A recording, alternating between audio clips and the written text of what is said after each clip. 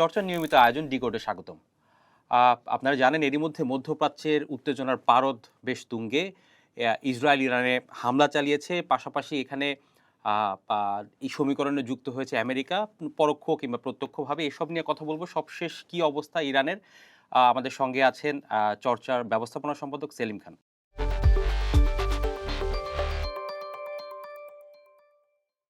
সেলিম খান, একদম শুরুতেই চলে যাই যে হঠাৎ করে যে হামলাটি হলো, এই হামলাটি কি হঠাৎ করেই হলো না আগের কোনো রেশ আছে? না, এটা কিন্তু হঠাৎ করে বলাটা ঠিক হবে না। আচ্ছা। দুই পক্ষের মধ্যে একটা টাগ অফ ওয়ার চলছিল। হুম। একটা প্রেশার গেম চলছিল। আচ্ছা। অনেকদিন ধরে আপনি যদি লক্ষ্য করেন যে প্রায় মাসাধিক কাল মনে হয় যে আমেরিকার বিভিন্ন মানে বড়, বড় মানে বিমানবাহী রণতরী হুম। এবং আরো অনেক যুদ্ধাস্ত্র নিয়ে কিন্তু আমেরিকান পজিশন কিন্তু পারস্য উপসাগর এবং তার পার্শ্ববর্তী অঞ্চলে ছিল। মানে ইরানকে ঘিরে আমেরিকার একটা সামরিক অবস্থান কিন্তু বেশ কিছুদিন ধরে আচ্ছা। লক্ষ্য করা যাচ্ছিল। এবং আমেরিকা কেন এই প্রশ্ন উঠেছিল যে কেন আক্রমণ করছে না? হুম। যে তাহলে কি মানে লোক দেখানোর জন্য? নাহলে কি ভয় দেখানোর জন্য? আচ্ছা। সেরকম একটা আলোচনা মানে মানুষের মধ্যে ছিল। কিন্তু এরই মধ্যে এই ইরানের যে মানে পরমাণু অস্ত্র যে কর্মসূচি, সেটার সেই পরমাণু কর্মসূচি নিয়ে কিন্তু আমেরিকার সঙ্গে ইরানের একটা আলোচনা চলছিল। আচ্ছা। সেটা জর্ডনে হয়েছে, সেটা পরবর্তীতে জেনেভাতে হয়েছে। আচ্ছা। কিন্তু দুপক্ষই কোনো সমাধানে বা সমাধান সূত্রে পৌঁছাতে পারেনি। এখন এই প্রেশার গেমে আমেরিকা ভেবেছিল যে খুব ইরান সহজেই বোধহয় তাদের প্রেশারের কাছে নতজানু হয়ে যাবে। আচ্ছা। তাদের এই চাপ সহ্য করতে পারবে না, মানতে পারবে না। তারা একটা আমেরিকা যে মানে তালিকা দেবে, সেই তালিকা অনুযায়ী একটি চুক্তিতে সই করবে। আচ্ছা। ট্রাম্প যেটা বলতে ভালোবাসেন যে ডিল, যে আমার সঙ্গে ডিল করতে হবে। আমার সঙ্গে এই ডিলের মানে যে খসড়াটা, সে খসড়াটাও ওনারা লিখে দেবেন। মানে আলোচনায় তুমি রাজি বিষয়টা হচ্ছে যে আলোচনা ২ পক্ষ মিলে একটা খসড়া তৈরি করা না। হুম। আলোচনাটা ছিল যে আমি এই খসড়া দেব, তুমি এতে সই এটা করবা সই কি করে দিবে। করবে না। এইটা। তো শেষ আচ্ছা। পর্যন্ত ইরান স্বাভাবিকভাবেই রাজি হয়নি। হুম। রাজি না হওয়ার কারণে শেষ আমরা আজকেই যে আক্রমণ হবে এটা হয়তো অনেকেই ভাবেননি, আমিও ভাবি নাই, আপনিও হয়তো ভাবেন নাই। কিন্তু আজ সকালে হঠাৎ করে দেখা গেল যে ইসরায়েল থেকে ক্ষেপণাস্ত্র গিয়ে আসলে পড়ল ইরানে। তেহরানে এবং তেহরান। তেহরান সহ আরও কয়েকটা শহরে। হুম। এবং পরে জানা যাচ্ছে যে শুধু ইসরায়েল না, আমেরিকার যে বিমানবাহী রণতরী বা অন্যান্য যে অস্ত্র সম্ভার আছে, যে যুদ্ধ জাহাজ, হুম। ডেস্ট্রয়ার যেগুলো আছে, সেখান থেকে কিন্তু আক্রমণ চালানো হয়েছে ইরানের বিভিন্ন শহরে, বিভিন্ন স্থানে। আচ্ছা। ইরানের সবশেষ অবস্থা কি আপনার কাছে কতটুকু তথ্য আছে? ইরানে এখনো পর্যন্ত কিন্তু পুরো চিত্রটা পাওয়া যাচ্ছে না। শুধু আচ্ছা। শোনা যাচ্ছে যে মাঝে, মাঝেই সেখানে বিস্ফোরণের আওয়াজ আসছে। কোথাও, কোথাও ধোঁয়া উঠছে ব্যাপকভাবে। এইটুকুই কিন্তু এখনো পর্যন্ত যতটুকু বিভিন্ন আন্তর্জাতিক মিডিয়ার খবর, সেখানে কিন্তু ক্ষয়ক্ষতি বা অন্যান্য কিছু জানা যায়নি। ইরানের খামেনির স্বাস্থ্য কোনো দপ্তর অবস্থান কি জানা গেছে? আয়াতুল্লাহ খামেনি তাদের সর্বোচ্চ ধর্মীয় নেতা। ধর্মীয় নেতা। তার জন্য আগে থেকেই নিশ্চয়ই ইরান কর্তৃপক্ষ তার নিরাপত্তার জন্য পর্যাপ্ত ব্যবস্থা করেছিল। এবং কেউ, কেউ আন্তর্জাতিক সংবাদ মাধ্যমে বলছেন বা বলার চেষ্টা করছেন যে খামেনিকে নিরাপদ স্থানে সরিয়ে আচ্ছা। নেওয়া হয়েছে। আসলে ইরানে নিরাপদ স্থান বলতে কি বোঝায়? এটা হুম। বলাটা আসলে কঠিন। কারণ অনেক নিরাপদ স্থানে থেকেও কিন্তু ইরান তার গুরুত্বপূর্ণ লোকজনকে, এমনকি তার হুম। অতিথিদের, বিদেশি অতিথিদেরও কিন্তু রক্ষা করতে পারেনি। আচ্ছা। ফলে এই ইরানের কাছে যেটা নিরাপদ স্থান, সেটা আসলে কতটা নিরাপদ এটা কিন্তু বলা খুব কঠিন। আচ্ছা, সেলিম ভাই, আপনি শুরুতে যেটা বলছিলেন যে আমেরিকা ইরানের দ্বন্দ্বের বিষয়টা ওই নিউক্লিয়ার প্রোগ্রাম কেন্দ্রিক। আপনার কাছে কি মনে হয় শুধু এটিই নাকি কৌশলগত অন্য কোনো কারণ আছে?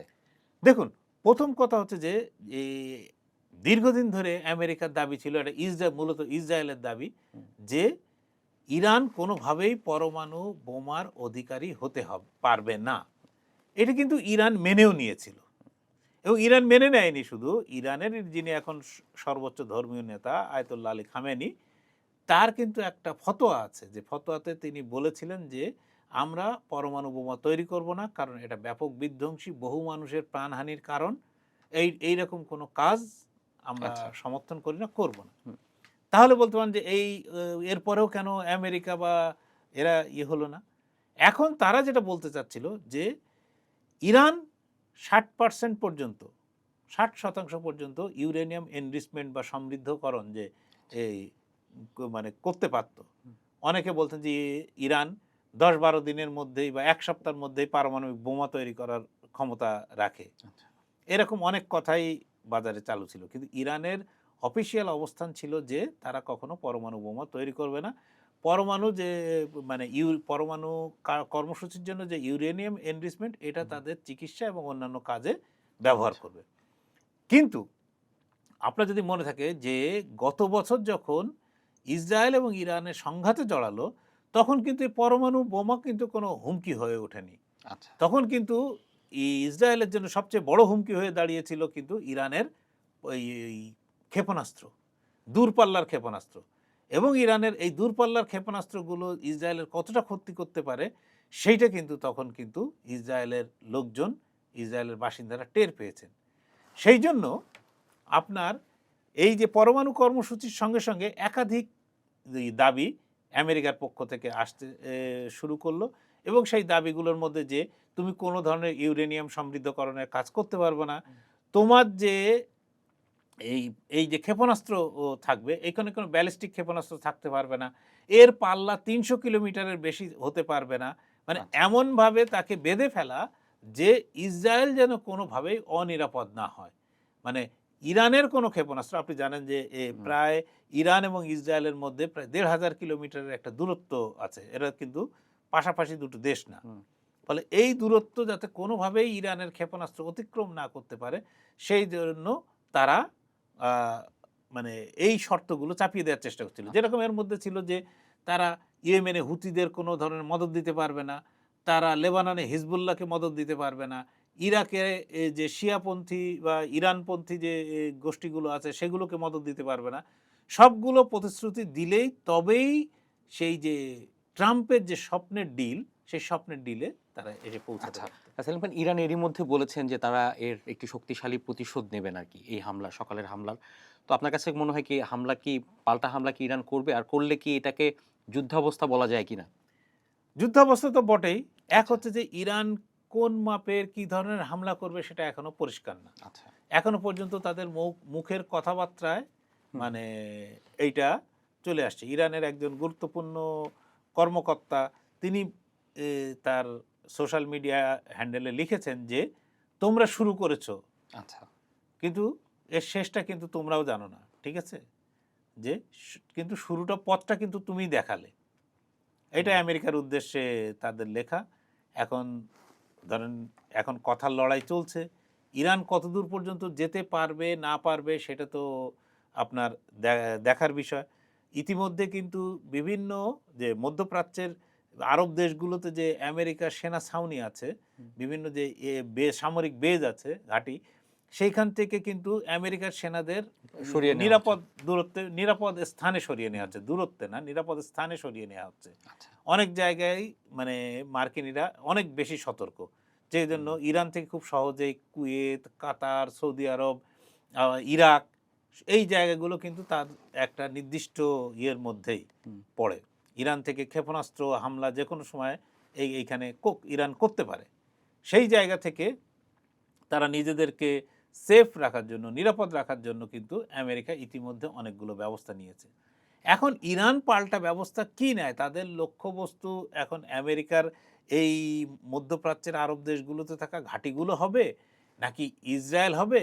নাকি পারস্য উপসাগর সহ বিভিন্ন জায়গায় যে ছড়িয়ে ছিটিয়ে যে মার্কিন রণতরী থেকে শুরু করে বিভিন্ন যুদ্ধ ও জাহাজ আছে, সেইগুলো হবে? কি আচ্ছা। হবে? এইটা এখন দেখার, এবং যতক্ষণ না পর্যন্ত ঘটছে ততক্ষণ পর্যন্ত জোর দিয়ে কোনো কিছু বলা আসলে খুব কঠিন। সকাল থেকে সেলিম খান আমরা দেখছিলাম ফেসবুকে কিছু পোস্ট আমরা দেখছিলাম যে বলা হচ্ছে যে ৩য় বিশ্বযুদ্ধের শুরুটা হয়তো আমরা দেখে ফেললাম।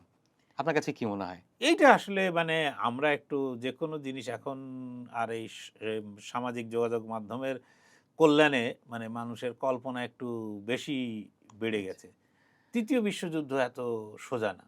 আচ্ছা। আপনার ৩য় বিশ্বযুদ্ধ সম্পর্কে যেটা আইনস্টাইনের ভবিষ্যৎবাণী আছে যে হুম, উনি এই হিরোশিমা নাগাসাকিতে পরমাণু মানে বোমার বিস্ফোরণের পরে যখন ২য় বিশ্বযুদ্ধ শেষ হলো, উনি পরবর্তীতে একটা ভবিষ্যৎবাণী করেছিলেন যে যদি কখনো তৃতীয় বিশ্বযুদ্ধ হয় তাহলে তার পরিণতি কি আমি বলতে পারবো না, তবে চতুর্থ বিশ্বযুদ্ধ যেটা হবে সেটা অবশ্যই মানুষ ওই ইট পাটকেল আর লাঠিসোঁটা নিয়েই করবে, লড়াই করবে। আচ্ছা, সেলিম খান, একদম শেষের দিকে আসি, তার আগে একটু জানতে চাই যে ইরান জুড়ে তো জরুরি অবস্থা জারি করা হয়েছে, সড়ক আকাশপথ বন্ধ।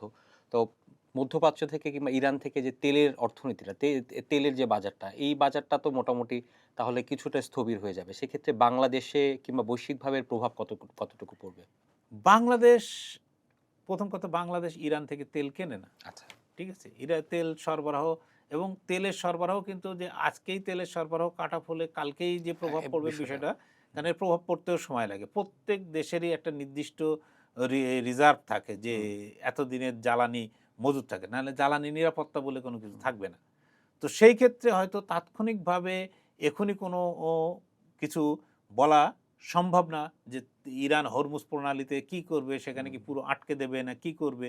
২ নম্বর হচ্ছে যে এই যে হামলাটা আমেরিকা এবং ইসরায়েলের যে যৌথ হামলা, একতরফা আক্রমণ, এইটা কি স্বল্পস্থায়ী হবে না দীর্ঘস্থায়ী হবে? আচ্ছা। ইরান কি কোনো দীর্ঘস্থায়ী যুদ্ধে জড়াবে কিনা? মানে অনেকগুলো প্রশ্ন কিন্তু এই তেলের অর্থনীতির সঙ্গে বা জ্বালানির অর্থনীতির সঙ্গে জড়িত আছে। ফলে এই প্রশ্নগুলো যতক্ষণ না পর্যন্ত উত্তর আমাদের সামনে আসছে, ততক্ষণ কিন্তু আমরা বলতে পারবো না যে এর প্রভাবে বিরাট কোনো ঘটনা ঘটবে বা তেলের ব্যারেল ডলার মানে $১০০ পৌঁছে যাবে কি তার চেয়েও বেশি বাড়তে পারে। হ্যাঁ, আশঙ্কা আছেই। কিন্তু সেই আশঙ্কাটা কতদূর আসলে বাস্তবে রূপ নেবে সেইটা মানে বলা এই মুহূর্তে খুব কঠিন, আচ্ছা। এবং বলাও ঠিক না যাতে মানুষের মধ্যে আতঙ্ক ছড়ায় আতঙ্ক এমন তৈরি কোনো না হয়। কথা না জেনে না বুঝে বলাও মানে উচিত না। ধন্যবাদ সেলিম খান। দর্শক, আজ এই পর্যন্তই। দেশ বিদেশে যে কোনো খবরের বিশ্লেষণ জানতে চোখ রাখুন চর্চার ইউটিউব চ্যানেলে এবং ফেসবুক পেজে।